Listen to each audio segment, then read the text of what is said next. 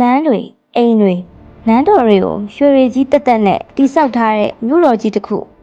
ကမ္ဘာပေါ်မှာတကယ်ရှိခဲ့ရဆိုရင်သိယုံပါသလားလွန်ခဲ့တဲ့နှစ်ပေါင်း900လောက်ကစပြီးဥရောပတိုက်ကစူးစိုက်ရှာဖွေသူတွေဟာဒီမြို့တော်ကြီးကိုရှာဖွေဖို့တောင်အမေရိကရဲ့အနေနဲ့အများဆုံးအမေဇုံတောနက်ကြီးတွေကိုဝင်ရောက်ခဲ့ကြပါတယ်ဒါပေမဲ့ထောင်နဲ့ချီတဲ့လူတွေအသက်သေဆုံးခဲ့ရပြီးဘယ်သူမှပြန်မထွက်လာနိုင်ခဲ့ပါဘူးသူတို့တွေအသက်ပေးပြီးရှာဖွေခဲ့ကြတဲ့ Eldorado ဆိုတဲ့ရွှေမြို့တော်ကြီးဟာတကယ်ပဲရှိခဲ့ရလားဒါမှမဟုတ်သမိုင်းမှာအကြီးမားဆုံးနှိမ့်စားမှုကြီးတစ်ခုလား History Hack မြန်မာကနေပြန်လည်ကြိုဆိုပါရစေ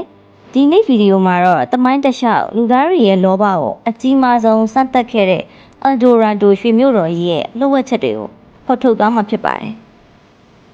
ဇလန်က16ရာစုမှာစပိန်စစ်သည်တွေတောင်အမေရိကတိုက်ကိုရောက်ရှိလာချိန်မှာစတင်ခဲ့တာပါသူတို့ဟာဒေသခံအင်ဒီယန်လူမျိုးတွေစီကနေအံ့ဩစရာကောင်းတဲ့ထုံးစံတစ်ခုအကြောင်းကြားခဲ့ရပါတယ်အဲ့ဒါကတော့ဘရင်အစ်စ်နန်းတက်တဲ့အခါဘရင်ရဲ့တကူလုံးကိုပြင်လုံးလေးတုပ်လင်းပြီးဝါတာဗီတာလို့ခေါ်တဲ့ရီကန်ကြီးရဲ့အလဲကိုထောင်နဲ့သွားရပါတယ်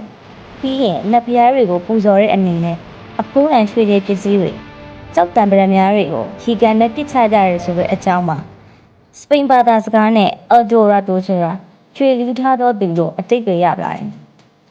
စပိန်တွေဟာဒီသတင်းကိုကြားတော့လောဘတွေတက်လာပါတော့တယ်အချိန်ကြီးကြာလာတာနဲ့အမျှရွှေလူထားတဲ့လူဆိုတဲ့ဇလန်းဟာဗဇက်ရာစပိန်တွေတစ်ဆင့်ပြီးတစ်ဆင့်ပြောင်းလဲသွားပြီးနောက်ဆုံးမှာတော့ရွှေရည်နဲ့တိဆောက်ထားတဲ့မြို့တော်ကြီးဆိုပြီးဖြစ်သွားပါတော့တယ်အဲ့ဒီအချိန်ကစတော့အမေဇုံတောနက်ကြီးတွေကိုစူးစိုက်ရှာဖွေရေးအဖွဲ့တွေတစ်ဖွဲ့ပြီးတစ်ဖွဲ့ဝင်ရောက်ခဲ့ကြပါတယ်အင်္ဂလိပ်လူမျိုးဆာဝါတာရလီလိုနာမည်ကြီးပုဂ္ဂိုလ်တွေဟာဒီရွှေမြို့တော်ကိုရှာဖို့ကြိုးစားခဲ့ကြပါတယ်ဒါပေမဲ့သူတို့တွေ့ခဲ့ရတာကရွှေမြို့တော်မဟုတ်ပဲအစိတ်ပြင်းတဲ့မူတွေရက်စက်တဲ့တောရိုင်းတိရစ္ဆာန်တွေနှက်ဖျားယောဂါနဲ့ဒေသခံမျိုးနွယ်စုတွေရဲ့တိုက်ခိုက်မှုတွေပဲဖြစ်ပါတယ်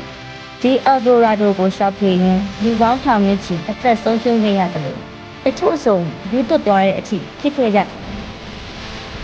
ဒါဆိုရင် Eldorado ကတကယ်ပဲဒန္တာကြီးတက်တက်လား19ရာစုနဲ့20ရာစုတွေမှာပညာရှင်တွေဟာဒန္တာကြီးစတင်ခဲ့တဲ့ Water Vita ရေကန်ကြီးကိုရေတွေစုပ်ထုတ်ပြီးရှာဖွေကြည့်ခဲ့ကြပါတယ်အံ့ဩစရာကောင်းတာကရေကန်အောက်ခြေမှာတကယ့်ကိုအဖိုးတန်ရှီးဟောင်းရွှေတွေစုပ်မြတ်ရတနာတွေကိုအများအပြားရှာဖွေတွေ့ရှိခဲ့ပါတယ်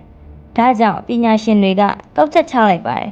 တကယ် Eldorado ဆိုတာရွှေတွေနဲ့စောက်ထားတဲ့မြို့တော်ကြီးမဟုတ်ပါဘူးအဲ့ဒါဟာဒေသခံလူမျိုးတွေရဲ့ယုံကြည်မှုနဲ့ရွှေကိုရေကန်နဲ့ပူဇော်တဲ့ဒလိထုံးစံတစ်ခုသာဖြစ်ပါတယ်လောဘကြီးတဲ့ဥရောပတိုက်သားတွေကသာကိုပိုင်စိတ်ကူးရင်ပြီးရွှေမြို့တော်ကြီးအဖြစ်ဖန်တီးခဲ့ကြတာပါလောဘဆိုတာလူသားတွေကိုဘလောက်အထိအသိဉာဏ်ကန်းစေတယ်လဲဆိုတာကို Eldorado သမိုင်းကအကောင်းဆုံးသက်သေပြနေပါတယ်ကြည့်ရှုသူတို့ကရောဒီကဘာပေါ်ကမရောက်ဘူးသေးတဲ့နေရာတွေမှာတကယ်ရွှေမျိုးတော်ကြီးရှိနေနိုင်သေးတယ်လို့ထင်ပါသလား comment မှာဝင်ရောက်ဆွေးနွေးပြီးခဲ့ကြပါဦးဒီဗီဒီယိုလေးကိုကြိုက်နှစ်သက်တဲ့ဆိုရင် like နှိပ်ပြီးသမိုင်းဝင်ပရိသတ်တွေကိုဆက်လက်လေ့လာနိုင်ဖို့ History Hack မြန်မာကို subscribe လုပ်ထားဖို့ဖိတ်ခေါ်ပါတယ်ကြည့်ရှုပေးတဲ့အတွက်ကျေးဇူးတင်ပါတယ်